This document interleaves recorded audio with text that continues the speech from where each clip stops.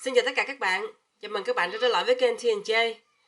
Thì bây giờ là mình ăn dinner này nha các bạn, mình ăn tối của mình nè, cái bữa ăn tối của mình nè, các bạn thấy ngon không?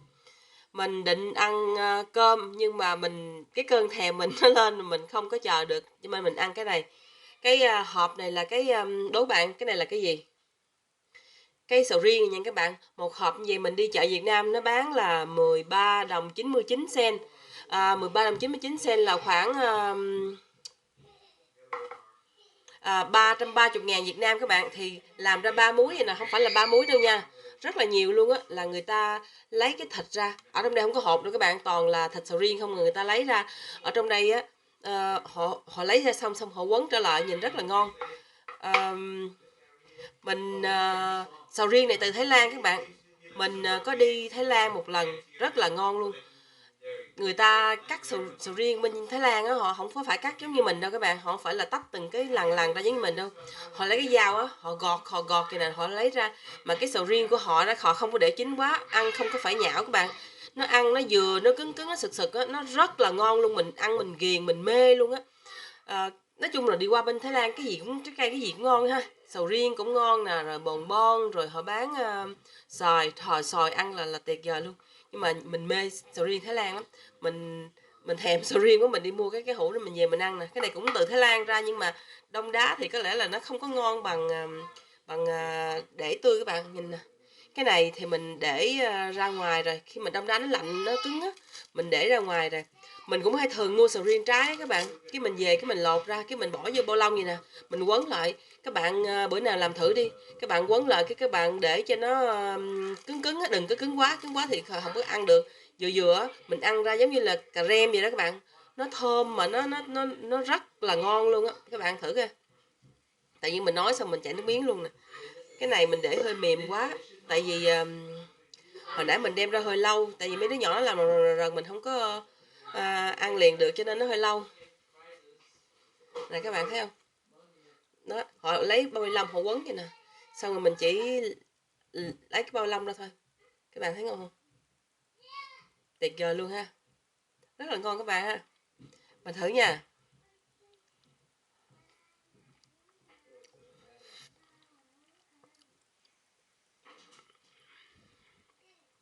Nó ngọt, nó ngọt mà nó bùi kinh khủng luôn, ngon. Các bạn nghe rầm dữ không, nó chơi á. Này các bạn, ở phía trong nè là không có một miếng hộp nào, lấy họ tách nhiều cái miếng muối sầu riêng á, bắt đầu họ quấn lại vậy nè, không có một cái hộp nào hết á.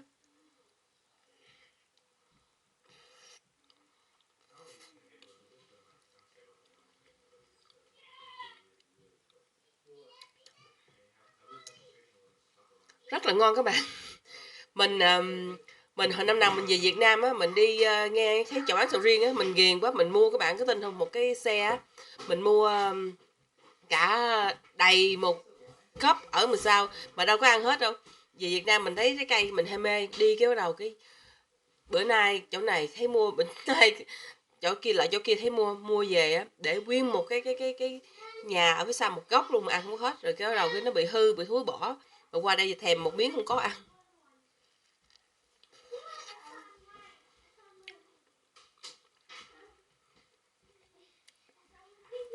Quá sức ngon luôn, nó không có bị đắng các bạn.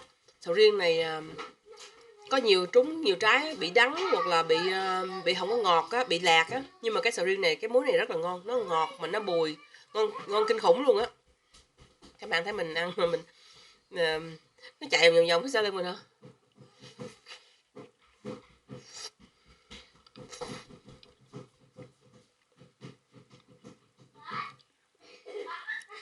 Ngọt vô cùng, ngon vô cùng luôn các bạn.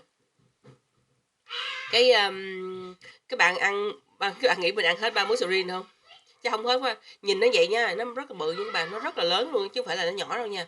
Một cái muối sầu riêng rất là lớn luôn á. Mình ăn chừng 2 muối là mình dám no luôn, chứ không phải một muối là mình muốn ứ hự rồi, nó bự lắm các bạn.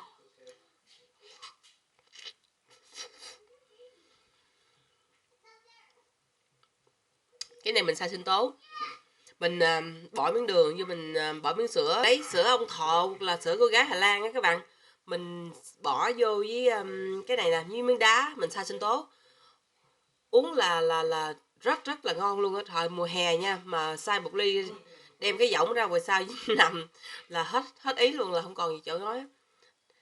Các bạn thấy không? Mùa đông mà mình ăn sầu riêng lạnh mới ghê chứ.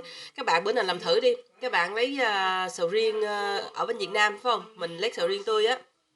Cái các bạn lột ra, cái các bạn lấy bao ni lông nè, cái bao ni lông để mình quấn thực phẩm nè, mình quấn tròn lại, mình để trong tủ đá, mình để cho nó vừa ăn, nó đừng có cứng ngắt nha các bạn, cứng ngắt thì mình khó ăn. Vừa ăn á, mình đem ra mình ăn vậy nè, giống như cà rem vậy các bạn, mà cà rem sầu riêng á, mà sầu riêng mà tươi mà nó như vậy nè, rất là ngon luôn các bạn. Ừ.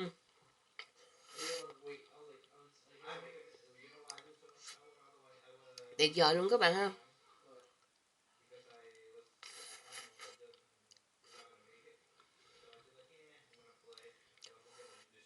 Các bạn một người các bạn thể ăn ăn được mấy trái sầu riêng? Có người nào mà ăn được mấy trái sầu riêng một lượt không ta? Cái sầu riêng này người ta nói nóng lắm mà không biết có không ha. Mình nó nóng với cái hột sầu riêng nó ăn nó tốt lắm các bạn. Người ta hồi lúc trước mình nghe người ta nói là cái hột sầu riêng á là nó mắc hơn cái sầu riêng nữa các bạn.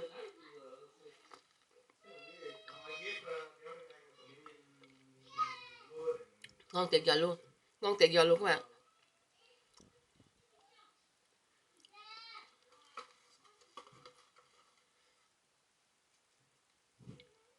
Các bạn thấy không? Cái muỗng sầu riêng nó rất là lớn.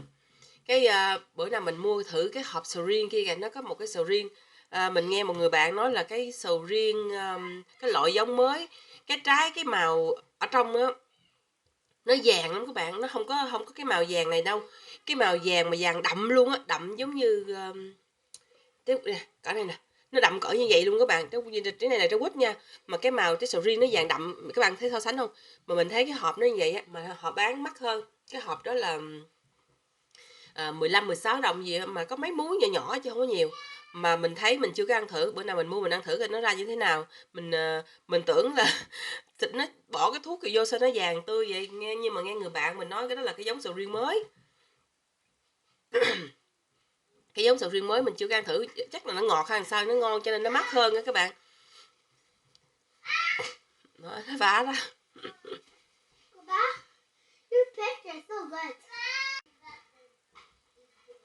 Các bạn thấy không? Ăn một cái chút xíu mà còn không được với nó nữa. Nó chạy lên, chạy xuống, chạy tới, chạy lui, nó la sầm đất kìa. Bây giờ mình ăn một cái muối thứ hai nha các bạn. Cái tay này nó bị handicap cho nên làm gì cũng khó khăn. À, bữa nào mình xay sinh tố sầu riêng. Bữa nào xay sinh tố sầu riêng để mời các bạn nha. Cái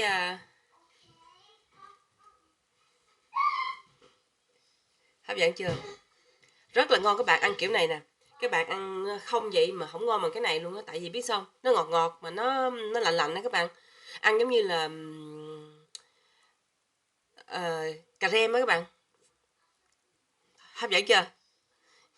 Ăn cái này là ủa nhìn sao đẹp với ta, bên đây có bông, bên đây có muối sầu riêng nè.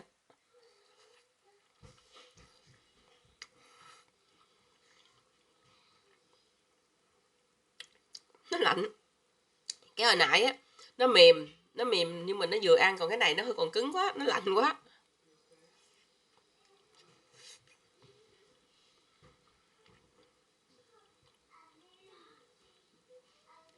Ở ngoài á các bạn thì vừa ăn nhưng mà ở trong á còn rất là cứng, nó lạnh lắm nhưng mà ăn ngon. Cái muối này mình mua trúng cái hộp này nó ngon cực kỳ luôn, nó bùi mà nó thơm mà nó ngọt các bạn, chứ nó không có phải có nhiều khi mình mua lỡ trúng cái hộp á, cái muối nó đắng á mình không có thích, nó đắng hoặc là nó bị lạc á, cái muối lạc nhách lại, còn cái này nó ngọt kinh khủng luôn.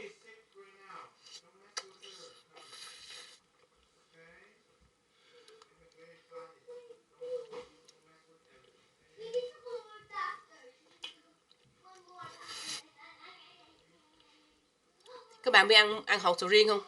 Hột sầu riêng ngon lắm á, mình luộc xong cái mình cắt cái vỏ ra mình ăn, nó béo béo, nó nhão nhão, nó không có bùi bằng như cái hộp mút, nhưng mà nó nhão nhão nhão, ăn dễ ăn lắm. Người ta nói ăn cái đó nên thuốc gì các bạn. Cái mùi sầu riêng này các bạn, người Việt mình á, mình mê mê kinh khủng các bạn ha, nhưng mà người người nước ngoài họ sợ lắm các bạn. Họ nghe họ nói là thúi. Mới đầu có người mình ăn cái người hỏi mình nghe từng cái mùi gas, cái mùi ga nó bị lít ra các bạn.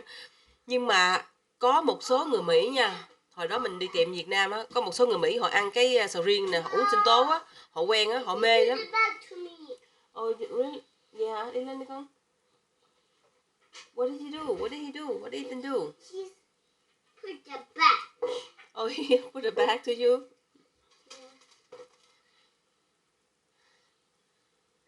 Cái họ uống sầu riêng á các bạn, cái làm sao sinh tố họ vô họ kêu sầu riêng, mình ngạc nhiên, mình nói ủa người Mỹ mà cũng biết ăn sầu riêng nữa ta, mình thấy họ uống, họ chắc cái ly lên họ uống tới giọt cuối cùng, họ lấy cái ngón tay họ múc ra nữa các bạn. Chờ chút xíu, nó đang phá cái máy của mình.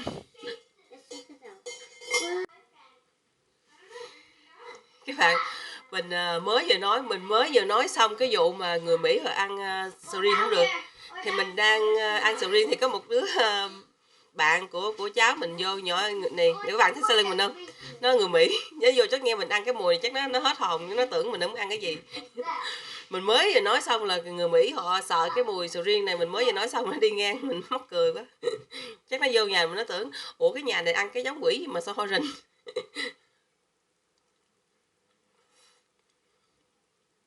Cái mùi này các bạn, người Việt mình á, có nhiều người ăn cũng không được nữa các bạn, nhưng mà cái người nào mà ăn được rồi á là không có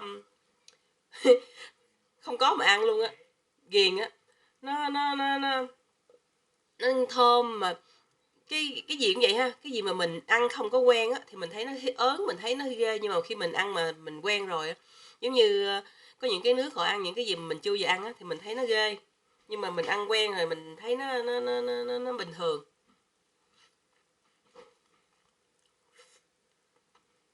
Mình cạo vòng vòng ở ngoài à, biết sao không? Ở trong nó còn cứng ngắc à, nó ăn có được, nó còn đông đá trong các bạn. Mà cái muối sầu riêng này nè, nó còn ngon hơn cái muối sầu riêng hồi nãy nữa các bạn. Cái muối sầu riêng hồi nãy nó không có bùi bằng, cái này nó ngọt mà nó bùi, nó ngon lắm. Còn hồi nãy thì nó không có bằng.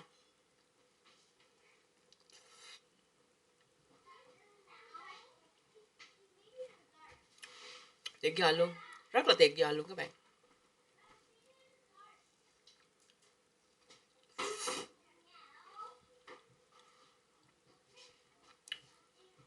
Thôi mình chào các bạn nha.